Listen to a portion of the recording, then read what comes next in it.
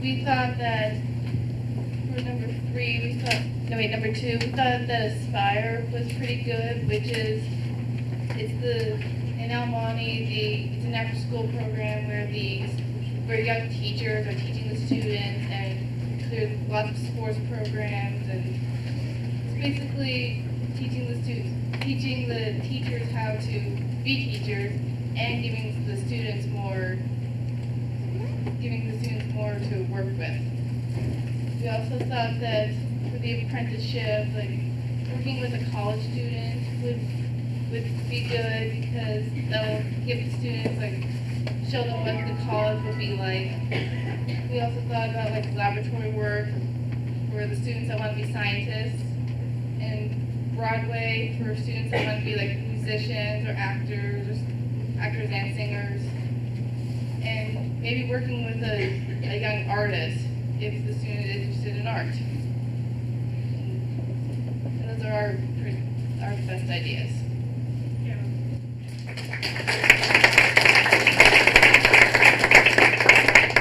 Who's next? 16? Good morning.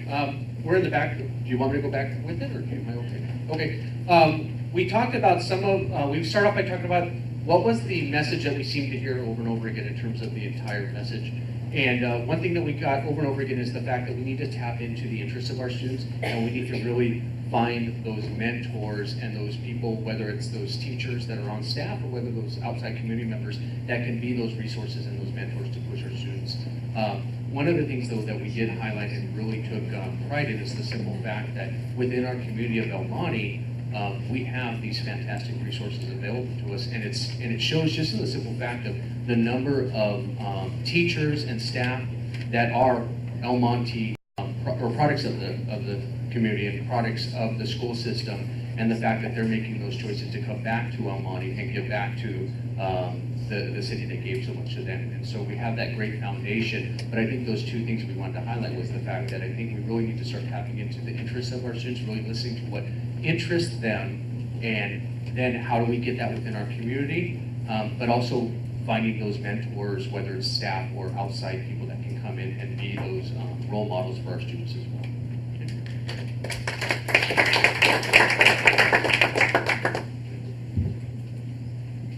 Good morning. This is the black team, which included administrators, teachers, and people who work with our schools to support the students.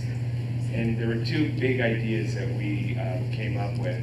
The first one talked about general reconceptualization of teaching and learning that goes well beyond the school day and beyond the school campus. And its vehicle was technology, basically, and how it really is just a piece of hardware if we don't have the people in the schools who realize that the students should drive what's done with that technology, and that the people in the schools and partnerships that work with the schools have to operate fundamentally from a stance that it should be student-driven and driven by the desires and the passions of the students. Secondly was connected to the future and technology as something that will not only play a big role in what's going on, but also how in our local context in El Monte, there's a lot of pride in our community-based schools, and there is a lot of multi-generational and regeneration right within our community, and how we have to increase that.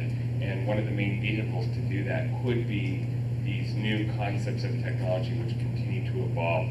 So there was something about what teaching and learning looks like, but also specific to our local context in El Monte, how we can continue to expand upon, improve upon, celebrate our community-based schooling, and how one of its strengths is that they are the center of the community. Good morning. And I'm going to maybe touch a little bit and add to what Jeff said, because when we were in our conversation, most of the focus was on how we need to look outside of the classroom and looking at what our students are interested in, but it's also connecting to the community and what's available within our community. So in speaking about what our students are interested in, a lot of them are now being exposed to all of the taste testing that comes from our nutrition network, and they do such a great job.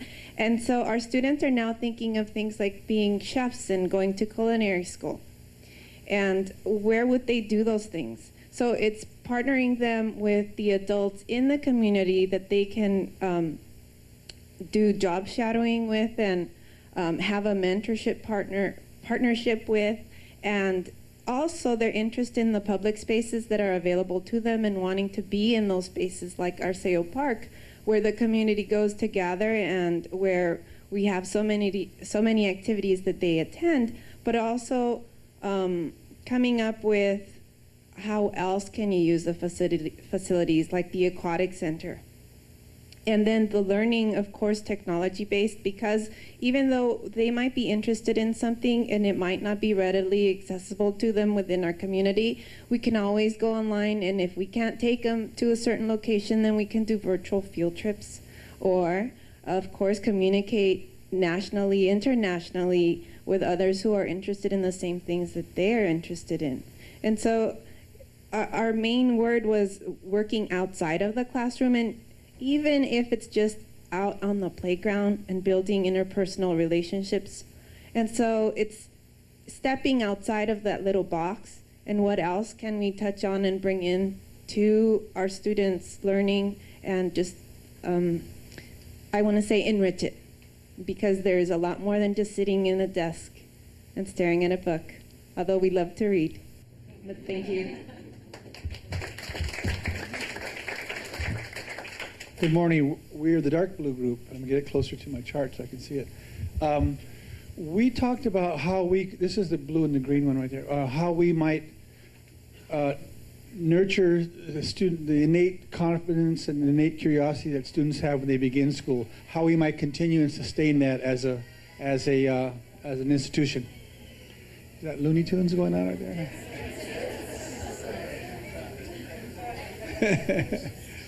Okay. And at the same time, what can we do to discover what those student interests are? You know, how can we do that, and how that might maintain their passion for learning? We also talked about utilizing the strengths of parents, their interests, their hobbies, using them as mentors. We kind of realized that what we're talking about is valuing what kids come to school with, not looking at them as though they were empty vessels any longer, and focusing on their strengths. We also talked about, in El Monte, we should be capitalizing on the languages of our community. The kids know the languages. They learn them from each other, but they learn them outside of school. They should be doing that, we should be doing that in school. We should also be recognizing what students are doing outside of school. We find out that some of our kids have some incredible skills and hobbies. They're dancers or musicians or all kinds of stuff, but we don't know that, and we don't capitalize on that in school. So in general, what we're talking about is learning to value what the kids bring to school, and validating them so that they also validate their education. So, good.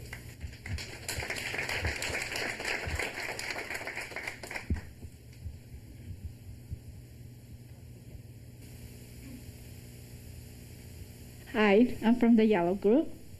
And we pretty much talked about what you guys talked about, except there's one thing that's a little different. We talked about having a strategic plan, having 2 engineers in our group. Having a plan of action is important. We also talked about having, that Mr. Seymour told us in El Monte, and he gave me the statistics, we have 10,000 small and medium-sized businesses that we can really capitalize on and use it as a resource. And the another thing is to connect all the pieces of the community together with education, business, government, along with just other businesses that are not even members. They talk about Longo Toyota and how there's some issues there, but we need to just connect everyone together and have the available resources and have a plan of action, and what are we going to do from here? And that's pretty much all we talked about that's different from everyone else's. Thank you. I was part of the lovely Lavender group, and I'm going to turn it over to Joella, who is our our leader here, a recorder. Good morning. Our group also focused a lot of our conversation on things that have already been mentioned, but the one thing that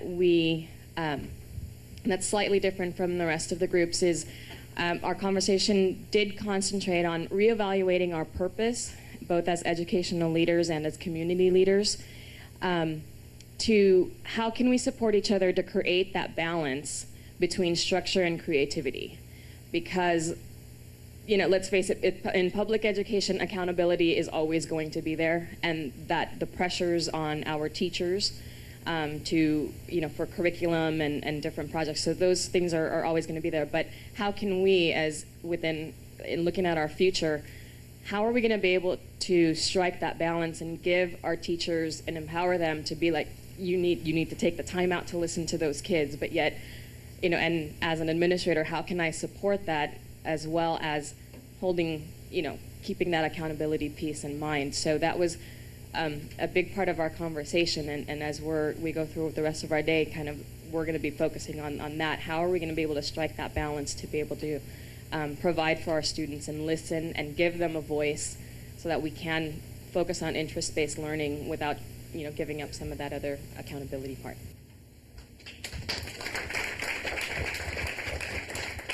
My name's Kevin. I represent the Brown Group, and like many of you, we discussed many of the same themes. We kind of focused on the central question of how do we adapt to the students' world when it comes to learning and not expecting them to adapt to ours. If you need a visual, our chart is the first one there by the door with the blue box. And we were really trying to, as you all were, think outside the box.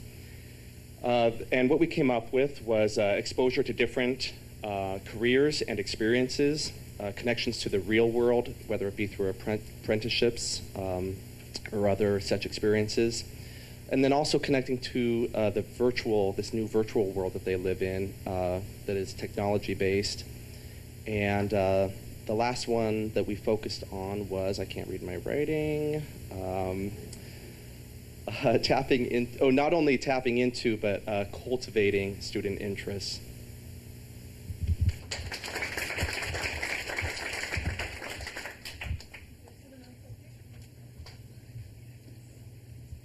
I represent the green group, and I'm wearing green.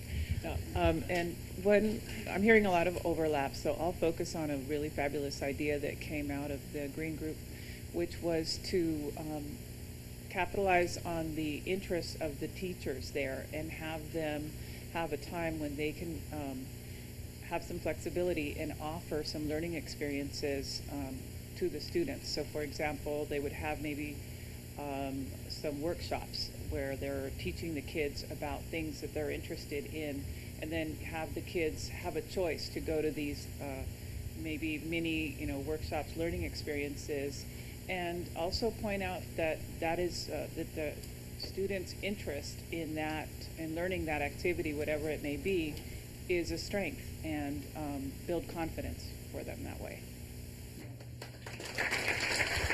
Hi, I'm Diana, and I'm from the Red Group, and I there. Thank you, Eddie. Anyways, I wanted to piggyback on what Joella and Kevin said, because there were two important questions being asked. Number one, how do kids know what we always ask them? What do you want to do when you grow up? How do they know what they want to do if they don't know what's out there? So it's about that exposure. And also answering the question of Joella in terms of if they have to take 3 math classes, how do we get them that exposure? So we made a list of ideas in terms of resources to tap into and different businesses and so forth. So we talked about we always tap into the city, we always tap into the PD, we tap into the fire department, but we forget about the dentist office and the optometry office and the nurses, the hospitals and so forth. So that's kind of what we focused on, because that's going to be the underlying question is, how do we get past the accountability or get through it or along with it, and how do we expose our children?